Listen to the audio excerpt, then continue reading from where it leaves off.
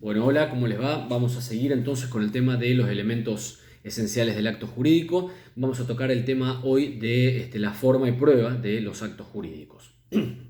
Recuerden que cuando hablábamos de forma de los actos jurídicos, decíamos que como elemento esencial del acto jurídico referíamos a el modo en que la voluntad del sujeto se manifiesta. Por tanto, hacemos referencia a la forma esencial. Y decíamos, todo acto jurídico tiene una forma esencial, dado que si no se manifiesta la voluntad, falta, digamos, justamente uno de los elementos esenciales del acto jurídico. Entonces decíamos, bueno, como forma esencial encontraremos la forma escrita, la forma oral o mediante signos inequívocos. Incluso el silencio, decíamos, es un modo de manifestar la voluntad en algunas relaciones jurídicas en particular. Pero siempre todo acto jurídico va a tener una forma esencial, es decir, un modo en el cual la voluntad del sujeto que celebra el acto jurídico se va a manifestar. No debíamos confundir este principio de forma esencial con el de forma impuesta o forma legal, en donde allí decíamos que determinados actos jurídicos, por designio de la ley, debían realizarse bajo determinada forma, ya sea que esa forma se exigía o se exige para la validez del acto jurídico, por ejemplo, un contrato de donación de inmuebles debe ser realizado por escritura pública, o bien para la prueba de ese acto jurídico, por ejemplo, un contrato de locación, se tiene que realizar por escrito. En estos casos, la forma es requerida por la ley, pero no estamos hablando del concepto de forma esencial, es decir, no estamos hablando del modo de exteriorización, sino de un modo específico en que la voluntad, exige la ley, debe manifestarse. Entonces, en principio decimos que todo acto jurídico tiene una forma esencial, pero no todo acto jurídico tiene una forma legal impuesta, sino que, por el contrario, los actos jurídicos se rigen por el principio de libertad de formas. Esto es, las partes le van a dar al acto jurídico aquella forma que más le convenga a sus intereses. Si no existe una forma legal establecida, una forma impuesta, entonces regirá el principio de libertad de formas. Es interesante que ustedes relacionen lo que es la forma del acto jurídico con la prueba del acto jurídico.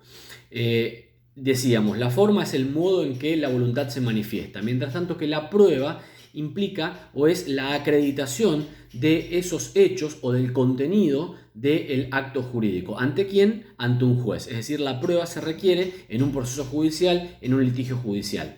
La prueba normalmente es posterior a la realización del acto jurídico. Es decir, que la producción de la prueba del acto jurídico se produce de manera posterior a su celebración, pero también puede ocurrir que la prueba se produzca en modo simultáneo, como ocurre justamente en los actos jurídicos formales, en donde forma y prueba se dan en el mismo momento. Por ejemplo, un contrato de compraventa de bien inmueble en donde la forma del acto, la escritura pública y su prueba, es decir, que ese acto efectivamente ocurrió, se producen en el mismo momento a través de la escritura pública del instrumento público.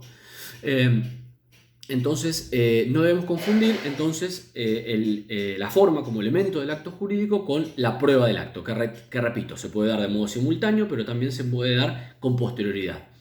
Cuando la prueba del acto se da con posterioridad, hablamos de los medios probatorios. ¿Qué son los medios probatorios? Los medios probatorios básicamente son aquellos elementos de prueba de los actos jurídicos. Allí vamos a encontrar los instrumentos públicos, los instrumentos privados, la prueba de testigos, la prueba de confesión, la prueba de reconocimiento de documentos, la prueba pericial, la prueba de inspección ocular, es decir, son todos medios de prueba de los actos jurídicos.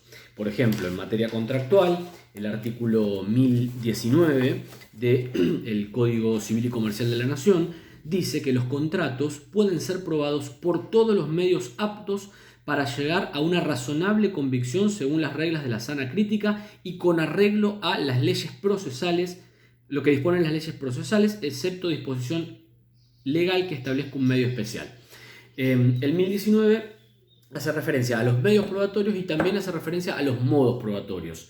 ¿Qué son los modos probatorios? Básicamente el modo hace referencia al procedimiento, a cómo pongo en evidencia esos medios probatorios en un proceso judicial. Entonces, por ejemplo, Si quiero acreditar la existencia de un acto jurídico mediante un documento, por ejemplo, un instrumento privado, voy a tener que exhibir ese documento privado en juicio y voy a tener que recurrir al procedimiento de reconocimiento de firma para poner en evidencia justamente el medio probatorio del cual me quiero hacer valer. Por ejemplo, si quiero probar determinado acto jurídico a partir de la confesión judicial, bueno, voy a tener que hacer la citación de la persona que quiero que confiese un determinado hecho o la celebración de un determinado acto, y esa confesión judicial se tiene que hacer delante de un juez, todo esto conforme las reglas procesales de cada código de procedimientos, que es una materia que corresponde a cada provincia. Entonces, bien, diferenciemos entonces lo que es la forma como forma esencial y como elemento del acto jurídico, de la forma legal o forma impuesta, que es una forma establecida por la ley para determinados actos jurídicos, que no todos los actos jurídicos la tienen, sino que los que la ley establece, sino el resto de los actos jurídicos se rige por el principio de libertad de formas. Y no confundamos la forma del acto jurídico con la prueba del acto jurídico, en donde decimos que la forma tiene que ver con la exteriorización de la voluntad para celebrar el acto jurídico, mientras que la prueba tiene que ver con la acreditación de un hecho pretérito, de un hecho pasado, es decir, que el acto jurídico efectivamente se celebró. Y que decimos, en algunos casos, forma y prueba se producirán en un mismo momento. Ejemplo, escritura pública de donación de inmuebles, escritura pública de compra-venta de inmuebles. Pero en otros casos, la prueba se va a producir con posterioridad. Por ejemplo, cuando se quiera probar la compraventa de un bien mueble, por ejemplo, de una silla, de una mesa, en donde no haya un instrumento público, por ejemplo, en donde se acredite efectivamente la ocurrencia del hecho, sino que allí va a ser necesario recurrir a lo que hicimos referencia, medios de prueba, por ejemplo, testigos, por ejemplo, declaración de las partes, y todo ello se va a tener que hacer valer en procesos judiciales a través de los modos probatorios, que tienen que ver con el procedimiento que cada código procesal de provincia establezca para poner en evidencia esos medios probatorios.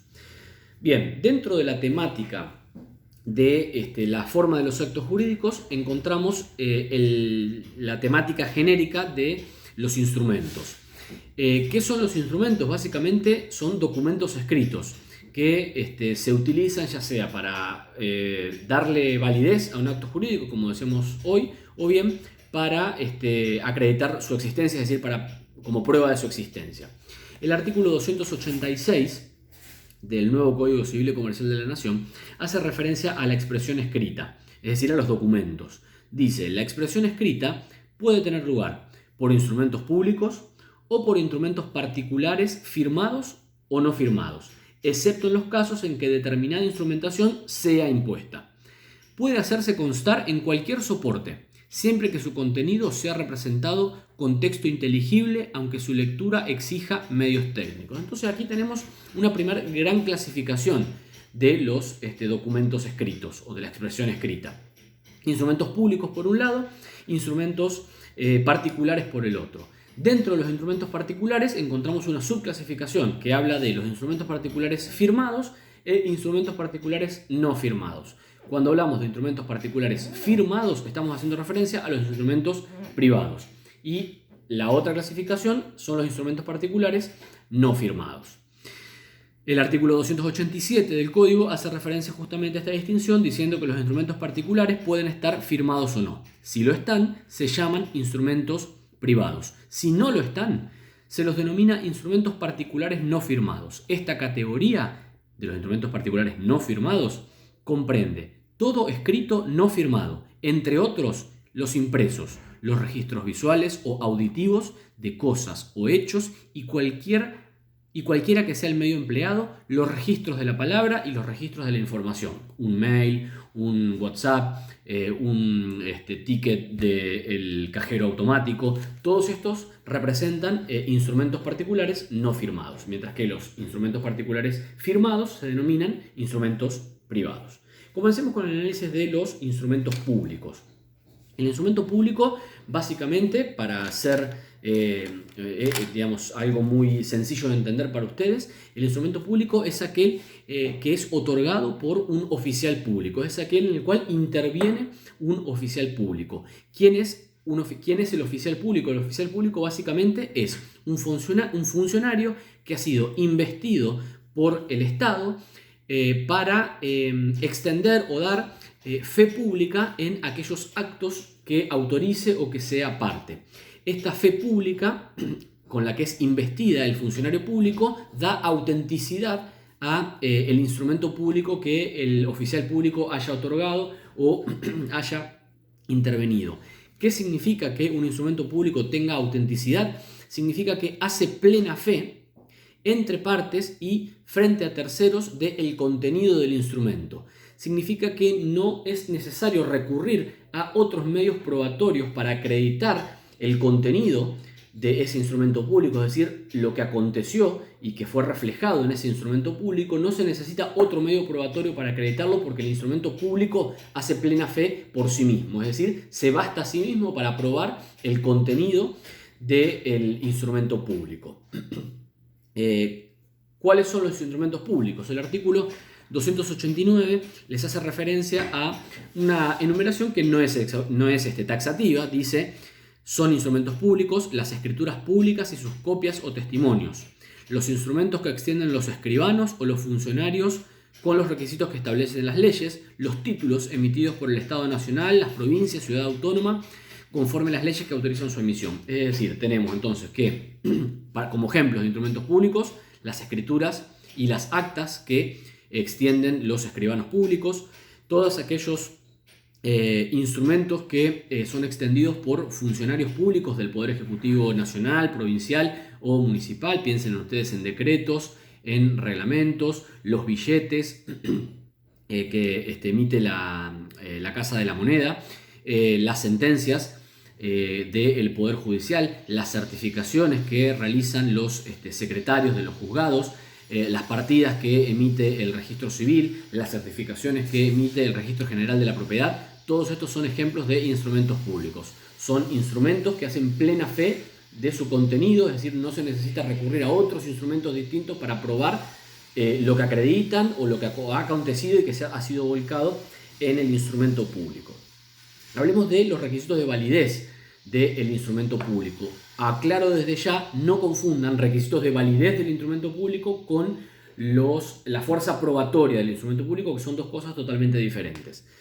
Respecto de los requisitos de validez del instrumento público, decimos que hay requisitos objetivos y requisitos subjetivos. Los requisitos objetivos tienen que ver con los elementos extrínsecos que tiene que tener un instrumento público para ser tal. Esto es, la firma del oficial público, la firma de las partes, la firma de los testigos si los hubiese, el lugar, la fecha y si las partes lo requirieran también la hora en que se instrumentó. Estos son requisitos de validez objetivos. Todos los instrumentos públicos, bajo pena de nulidad, tienen que tener estos requisitos. Si no los tienen, no valen como instrumento público, es decir, son nulos como instrumentos públicos, pero podrían valer como instrumentos privados si tienen la firma de las partes. Como requisitos de validez subjetivos, tienen que ver, como la palabra lo indica, con el oficial público, con algunas cualidades que tiene que tener el oficial público. El oficial público tiene que tener compatibilidad, es decir, no puede autorizar o intervenir en instrumentos públicos donde intervengan parientes de él hasta el 4º grado de consanguinidad, es decir, hasta sus primos, hermanos, tíos y primos, y segundo de afinidad, es decir, suegros y cuñados. Además, el oficial público debe ser competente, debe tener competencia funcional, es decir que, por ejemplo, un escribano no puede dictar una sentencia, así como un juez no podría firmar una partida del registro civil. Debe ser entonces competente desde el punto de vista funcional o material, y también tiene que tener competencia territorial. La ley, cuando inviste al funcionario público de fe pública, le asigna una jurisdicción territorial en la cual puede hacer valer justamente la fe pública. vamos a la eficacia probatoria de los instrumentos públicos, que este es un tema importantísimo y que debe ser analizado con cierto detenimiento. Allí tenemos como el artículo del Código Civil y Comercial de la Nación que hace referencia a la eficacia probatoria, el artículo 296. Allí debemos tener en cuenta una cuestión. Cuando hablamos de eficacia probatoria, tenemos que hacer referencia a la validez o cómo se hace valer, no la validez, sino cómo se hace valer el contenido de ese instrumento público y de qué manera puede llegar a cuestionarse la veracidad del contenido de los hechos que se instrumentan o que se vuelcan en el instrumento público.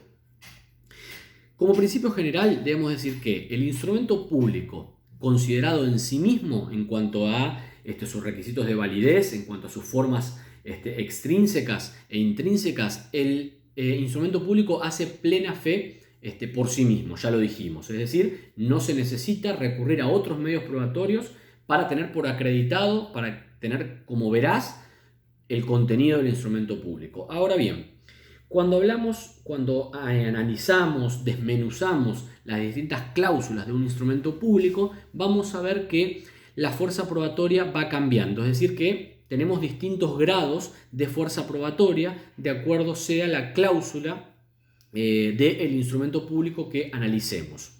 Tenemos básicamente dos grandes grupos o dos grandes tipos de cláusulas en el instrumento público. Un primer grupo que son las cláusulas esenciales. Las cláusulas esenciales, dice el artículo 296, dice eficacia probatoria. El instrumento público hace plena fe. En el inciso A hace referencia a las cláusulas esenciales del instrumento público. Dice, en cuanto a que se ha realizado el acto, la fecha, el lugar y los hechos que el oficial público enuncia como cumplidos por él o ante él. ¿Cuáles son entonces las cláusulas esenciales? Son aquellas que reflejan básicamente la actividad del oficial público, es decir, aquellos actos que pasaron en presencia del oficial público o que él mismo cumplió.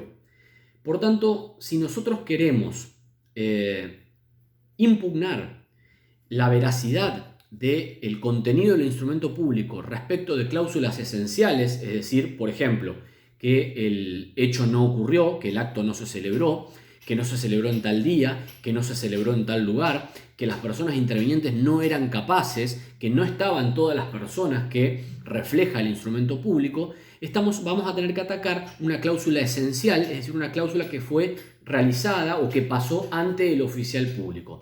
Por tanto, si nosotros queremos desvirtuar el contenido de esa cláusula, vamos a necesitar iniciar una querella civil o penal de falsedad. Es decir, vamos a tener que comprometer la responsabilidad civil o penal, depende del caso, del oficial público. Porque básicamente lo que estaríamos cuestionando es la actividad del propio oficial público, que con una impugnación sobre la veracidad del contenido del instrumento público estaremos diciendo básicamente que el oficial público mintió, porque las personas que estaban allí no eran capaces, porque el lugar donde se realizó no es real, porque no se realizó el día el que se hizo referencia, porque no estaban todas las personas que decía el instrumento público que estaban.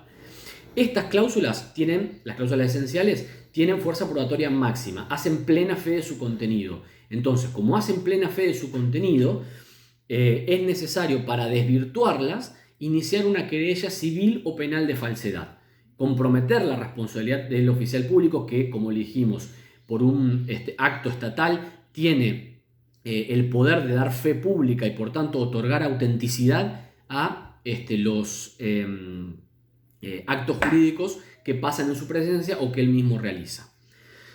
El otro grupo de cláusulas que pueden encontrar en un instrumento público son las cláusulas dispositivas. Y las cláusulas dispositivas pueden ser de distinto tipo.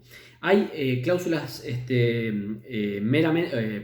dispositivas que hacen referencia a el acto que las partes celebran, es decir, se trata de los pactos, de las convenciones que las partes celebran en el acto jurídico.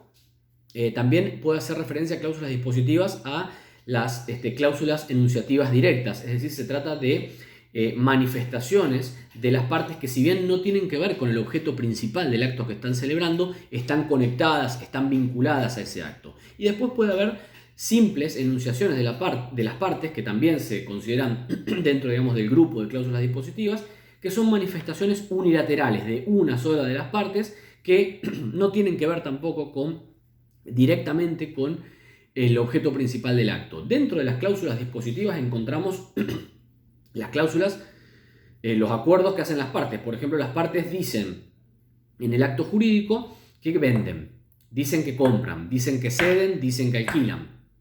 Las partes hacen referencia a que antes del acto recibieron la posesión del inmueble, o que se pagó el saldo de precio antes del acto, o que el dinero con el que se realiza la compra o la venta fue recibido del padre de una de las partes, o que ese dinero se encontraba depositado en el banco, o que el inmueble no tiene deudas, o que el automotor no tiene deudas, y que eso lo manifiestan las partes.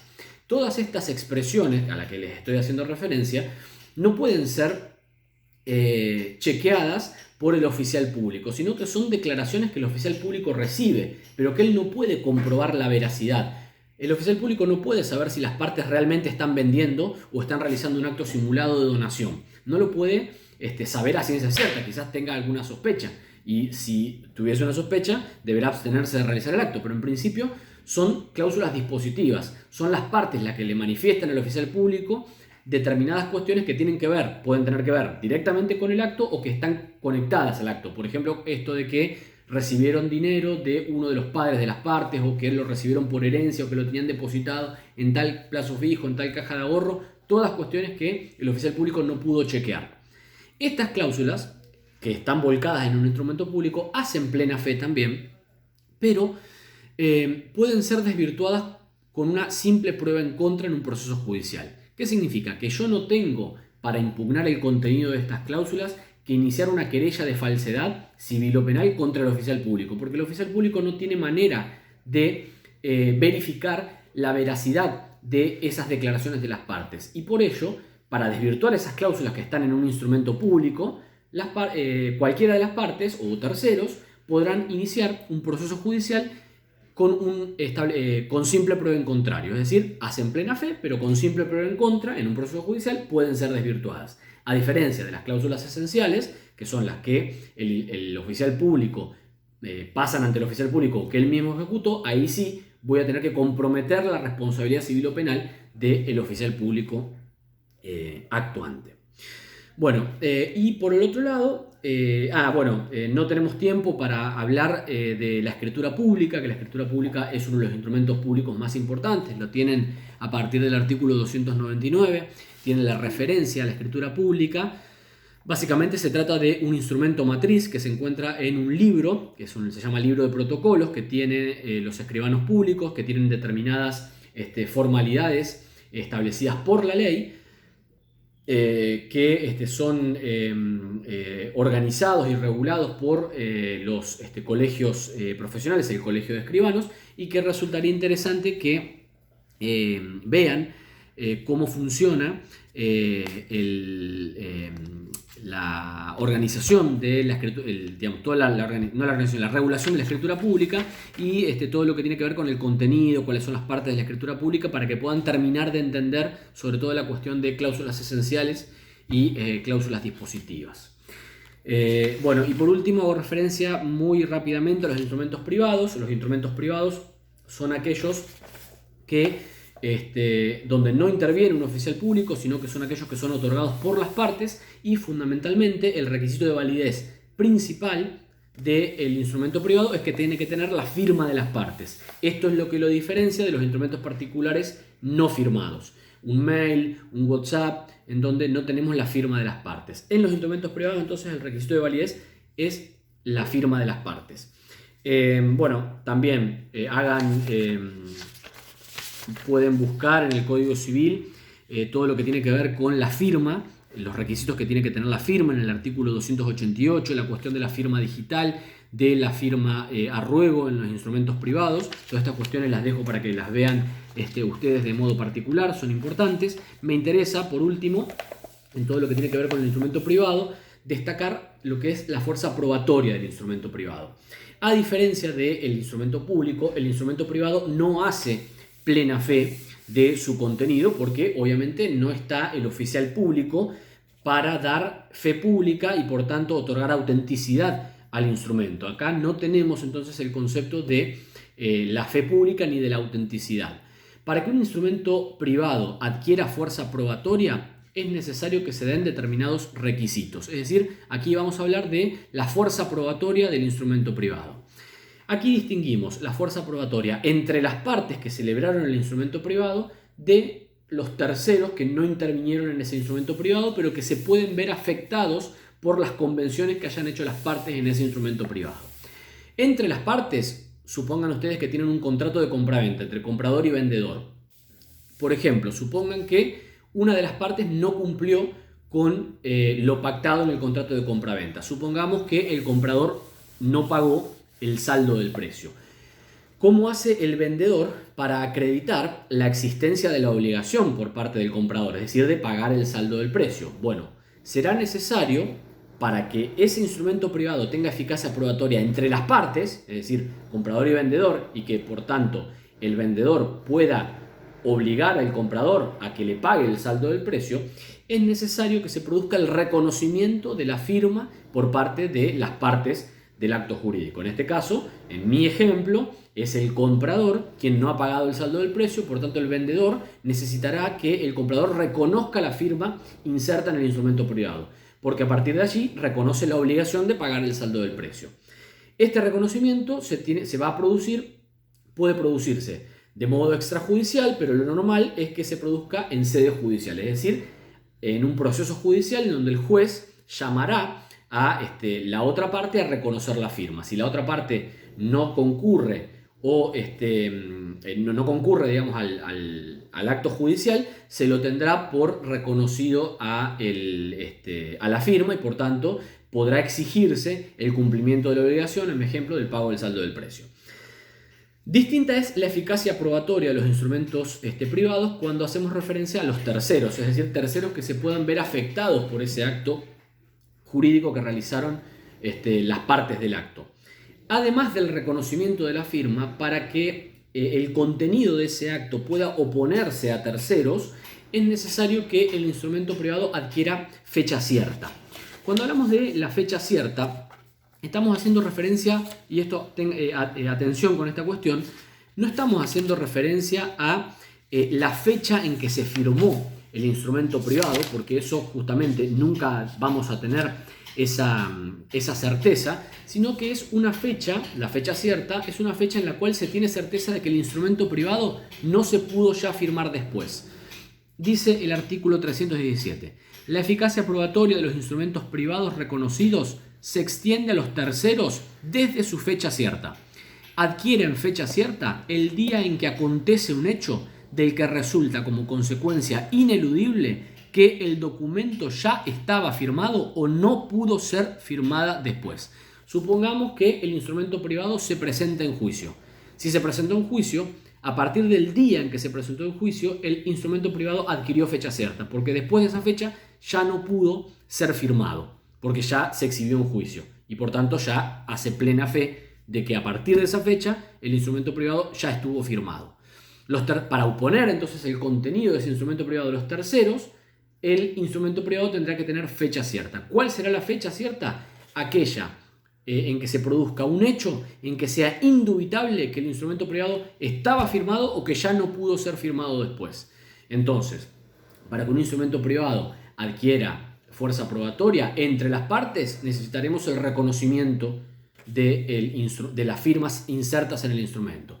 Y para oponer ese contenido del instrumento privado a terceros, será necesario que el instrumento haya adquirido fecha cierta, que haya acaecido un hecho a partir del cual ya pueda decirse que el instrumento privado ya estaba firmado o que no pudo ser firmado con posterioridad.